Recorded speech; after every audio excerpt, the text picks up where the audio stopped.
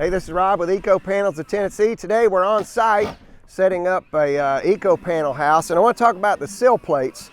So you need to have your sill plates down before the panels go up, and the instructions on how to properly set those are in our assembly manual.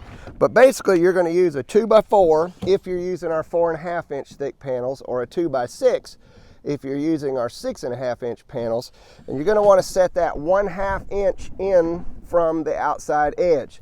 So you would chalk a line here at 4 inches from the inside, set your sill plate, and if you look really closely, this sill plate has been ripped with a tiny bevel on it just to take that edge off. And the reason for that is a lot of the lumber that you buy nowadays from the lumber store is not true size anymore. That's a quality issue, but needless to say, that's what we find.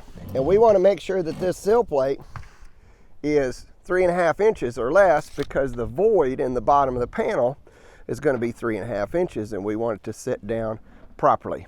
Now it's time to set some panels.